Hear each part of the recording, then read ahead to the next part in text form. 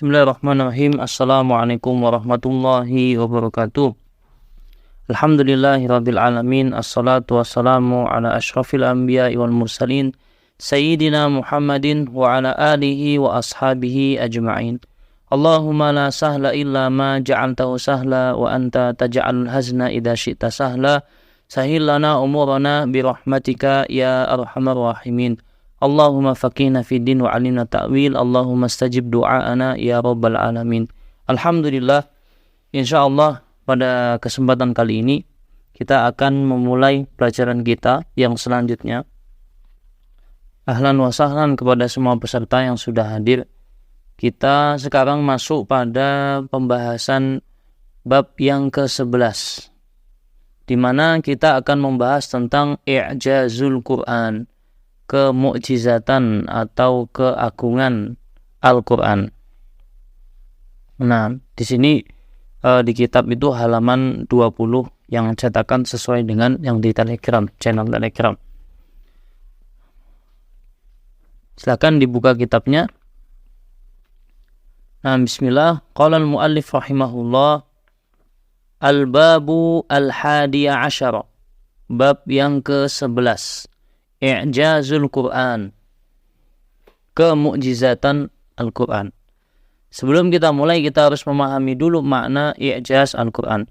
Nah, i'jazul Quran, i'jaz itu diambil dari kata-kata ajaz, al-ajzu atau ajaza ya'jizu, ajzun. Sedangkan ajaz sendiri maknanya adalah al-qusuru an fi'li syai'. Al-qusuru an fi'li syai'. Ajaz maknanya adalah kusur, ketidakmampuan, an dari fi'li syai', mengerjakan sesuatu. Sehingga i'jaz berarti kondisi di mana kita tidak mampu untuk melakukannya. Sehingga i'jaz disebut secara lughah sebagai isbatul ajz, penetapan ketidakmampuan seseorang. Sedangkan i'jazul Quran, i'jaz Al-Quran berarti sesuatu yang dibuat oleh Quran sehingga perbuatan tersebut tidak bisa dan tidak mampu dilakukan oleh makhluk yang lainnya.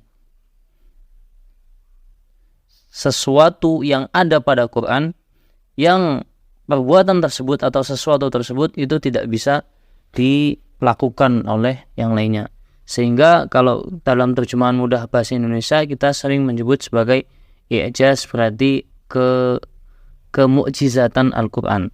Karena mukjizat itu kan sesuatu yang di luar nalar dan tidak bisa untuk kita kerjakan. Itu secara bahasa artinya i'jaz adalah isbatul ajz, penetapan adanya ketidakmampuan untuk membuktikan atau melakukan sesuatu. Adapun secara istilah, i'jaz Al-Quran adalah amrun khariqun lil adah. Amrun khariqun lil adah, muqtarinun bit tahaddi. Sebuah perkara, amrun sebuah perkara, khariqun lil adah, yang di luar kebiasaan. Kalau perkara yang sesuai dengan kebiasaan itu kita sering sebut dengan istilah pekerjaan biasa atau sunnatullah, biasa. Tapi kalau mukjizat atau i'jaz itu amrun khariqun lil adah, suatu perkara yang di luar kebiasaan, seperti bulan terbelah, kemudian mukjizat ayat-ayat Al-Quran itu tidak biasa, itu luar biasa. Muqtarinun bit tahaddi. Muqtarin berarti yang digandeng, yang dibarengi dengan, yang diikat dengan at-tahaddi. Tahaddi maknanya tantangan. Jadi kemukjizatan Quran adalah amrun khariqun lil adah, muqtarinun bit tahaddi. Suatu perkara di dalam Al-Quran, baik berupa ayatnya maupun tafsirnya, yang dalam ayat tersebut itu di luar kebiasaan. Kandungannya itu di luar kebiasaan, atau Qurannya sendiri secara keajaiban yang itu sudah ditantang muqtarinun bitahaddi, sudah ditantang oleh Allah Subhanahu wa taala kepada seluruh makhluknya untuk membuktikan atau mendatangkan yang semisal Al-Quran. Itu makna tentang i'jazul Quran secara istilah. Nah, karena memang Allah sendiri di dalam ayatnya telah beberapa kali menantang orang-orang Quraisy untuk mendatangkan yang semisal dengan Al-Quran, tapi mereka tidak bisa untuk membuktikannya. Itu tentang i'jazul Quran. Al-babul hadiya asyara i'jazul Quran. Bab yang ke-11 tentang kemu'jizatan Al-Quran. Wa fihi dhabitan, dan dalam pembahasan ini ada dua panduan, dua kaidah. Ad-dhabitul awal, kaidah yang pertama, Al-Qur'anu mu'jizun kulluhu. Al-Quran itu mu'jizat semuanya. Wa tahaddallahu bihil umama kullaha, dan Allah Subhanahu wa taala tahadda, telah menantang bihi, dengan Al-Quran tersebut, al-umam kullaha, semua umat. Jadi panduan atau kaidah yang pertama dalam i'jaz Al-Quran bahwa Al-Quran itu semuanya mukjizat. Dari mulai ayatnya, dari mulai kandungannya, dari mulai susunan tertib suratnya dan sebagainya, semuanya mukjizat. Karena dia min ladun hakimin khabir. Dia bersumber dari zat yang maha bijak dan maha sangat teliti dan mengetahui. Kemudian Allah SWT telah menantang semua umat untuk membuktikan mukjizatnya, membuktikan keagungannya, untuk mendatangkan yang bisa semisal Al-Quran, atau membuat syariat yang bisa menandingi syariatnya Al-Quran. Allah SWT telah menantang para seluruh makhluk dan umat semua agar bisa menghadirkan yang semisal Al-Quran, atau bahkan hanya satu ayat pun.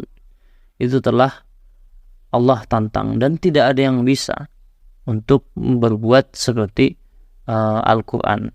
Itu menunjukkan bahwa ini adalah i'jaz, isbatul ajz, mukjizat, suatu perkara yang membuat orang lain itu tidak berdaya di hadapan perkara yang luar biasa tersebut. Itu masih ada kaitannya dengan makna bahasa.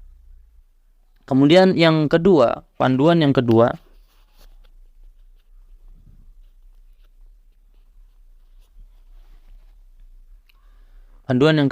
ad-dhabitus tsani, panduan yang kedua, anwa'ul i'jazi fil Qur'ani salasatun. Jenis-jenis mukjizat yang ada di dalam Al-Quran itu ada 3. Al-awwal, yang pertama,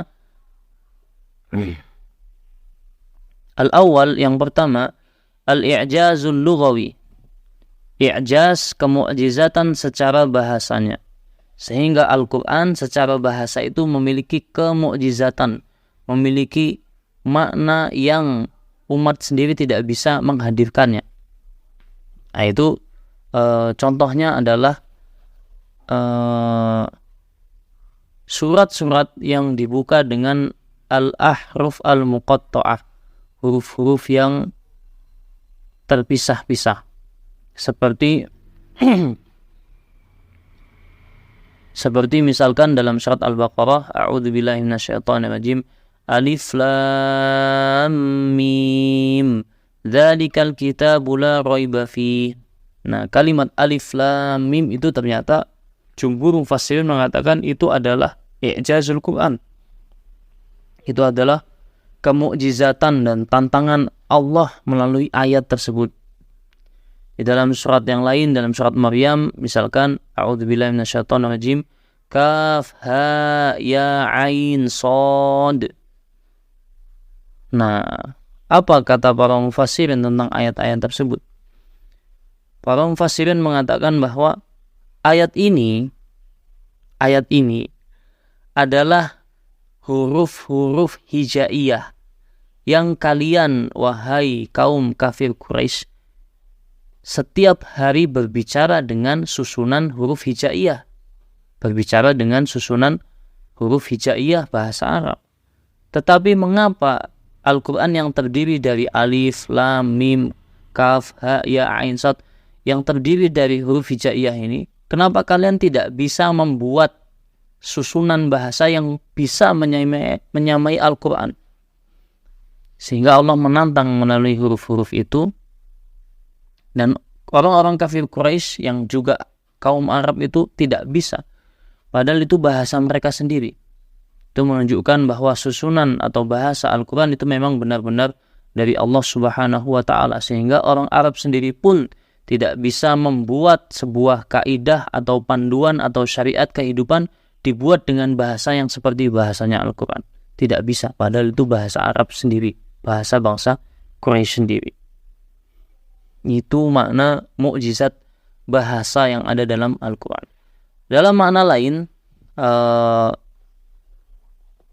dalam penjelasan lain disebutkan bahwa dalam bahasa Arab itu ada istilah ismul huruf wa musammal huruf. Isim huruf berarti adalah nama hurufnya. Kalau musammal huruf atau aswatul huruf itu berarti bunyi hurufnya.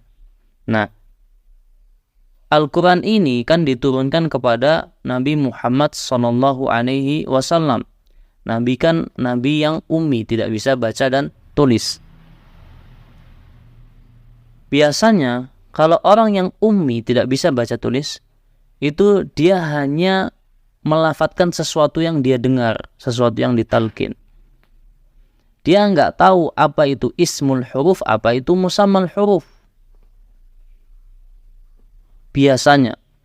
Sehingga ketika ayat Al-Quran itu turun dengan kalimat alif lam mim dengan menggunakan ismul huruf, nama huruf, bukan dengan bacaan alama yaitu musammal huruf, maka orang-orang Quraisy terkejut.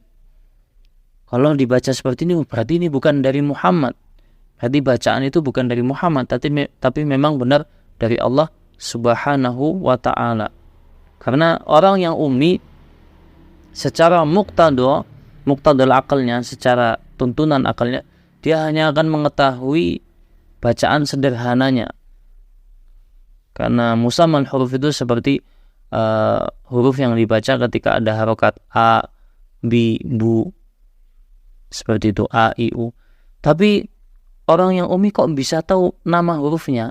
A itu nama hurufnya alif. Kalau ba berarti baun. Kalau ja, jiju nama hurufnya berarti jim. Nah, yang seperti itu menunjukkan bahwa Al-Quran ini bersumber dari Allah Subhanahu wa Ta'ala, bukan dari Nabi Muhammad Sallallahu Alaihi Wasallam. Seperti itu. Itu tentang mukjizat secara bahasa. Kemudian yang kedua, al-i'jazu at-tashri'i. As-tsani al-i'jazu at-tashri'i. Mukjizat secara syariatnya. Setelah sebelumnya Al-Quran ini adalah mukjizat secara bahasa, maka yang kedua, Al-Quran ini juga mukjizat secara syariatnya. Syariat yang ada dan disyariatkan dalam Al-Quran ternyata mukjizat. Contohnya misalkan tentang puasa. Dalam ayat tentang puasa, tentang perintah puasa, ayyuhalladzina amanu kutiba alaikumusiyam, kita diwajibkan untuk berpuasa setiap bulan Ramadan 1 bulan penuh. Nah, ternyata setelah diteliti dalam ilmu kesehatan modern, yang dahulu mungkin orang mengira kenapa ada syariat puasa, nahan makan 30 hari, seakan-akan itu perbuatan yang gak jelas, sia-sia. Kayak kurang kerjaan, ngapain nahan makan. Tapi dibuktikan dalam dunia kesehatan modern bahwa untuk menjadi orang yang sehat dan memiliki harapan hidup yang tinggi, umur yang panjang, maka harus ada pada kondisi di mana lambung kita yang bekerja mencerna makanan itu istirahat beberapa hari. Itu dalam dunia kesehatan atau kedokteran modern dibuktikan tentang manfaatnya puasa. Kemudian dalam contoh lain misalkan kisah tentang dalam dalam hadis tentang lalat, di mana Nabi kalau ada lalat hinggap ke dalam sebuah air, maka kita suruh dicelupkan sayap satunya, karena di sayap satunya ada obat, sayap satunya ada penyakit, di sayap satunya ada obat. Itu kalau dalam hadis, menunjukkan bahwa syariat yang dibawa oleh Al-Quran semuanya adalah ajaib, semuanya adalah mukjizat, seperti itu. Kemudian yang ketiga, al-i'jazul ilmi, keajaiban dan kemuliaan, keagungan, kemukjizatan Al-Quran secara ilmu yang disampaikan. Kalau tadi syariat yang disyariatkan, aturan yang disyariatkan. Kalau sekarang ilmu yang disampaikan, yang bersifat khobar, kabar. Seperti misalkan dalam Al-Quran ada ayat yang menjelaskan tentang suatu masalah, mengkabarkan tentang suatu masalah yang setelah diteliti ternyata benar. Ternyata yang dimaksud oleh Quran itu benar. Contohnya adalah tentang ilmu atmosfer, di mana kalau kita semakin tinggi ke atas, ke arah langit, itu dada kita semakin sesak karena berkurangnya oksigen, karena sudah dekat dengan atmosfer atau lapisan ozon. Seperti itu. Wallahu ta'ala alam. Dalam surat Al-An'am ayat 125, di situ disebutkan, A'udzubillahi minasyaitonirrajim, faman yuridillahu ayyahdiyahu yashrah sadrahu lil Islam. Barang siapa yang Allah Subhanahu wa taala ingin hidayah baginya, maka dilapangkanlah dadanya untuk Islam. Wa may yurid ayyudillahu, dan barang siapa yang Allah Subhanahu wa taala ingin kesesatan baginya, yaj'al sadrahu dayyiqan haraja, dijadikan dadanya itu sempit dan sesak, ka'annama yas'adu fis sama, seakan-akan dia mendaki ke arah langit. Nah, kalimat ka'annama yas'adu fis sama, Allah di situ menggambarkan dada yang sesak seakan-akan dia mendaki ke langit. Nah, mungkin orang-orang dahulu yang belum membuktikan ijaz ilmi, sebuah ilmu yang ditawarkan oleh Quran, mungkin belum bisa mencerna dengan begitu baik tentang teori ini. Tapi ketika sudah dibuktikan dalam ilmu modern tentang masalah atmosfer atau lapisan ozon, wallahu ta'ala alam, seputar ilmu astronomi, nah ternyata semakin kita ke atas, itu dada kita semakin sesak, sehingga kita butuh bantuan gas tabung untuk pernapasan, seperti itu, oksigen tabung, yang itu sudah ditulis dalam Al-Quran, ka'annama yas'adu fis sama, seakan-akan dia mendaki ke langit yang membuatnya sesak. Itu materi kita insyaallah pada kesempatan kali ini yang berkaitan tentang kemukjizatan Al-Quran.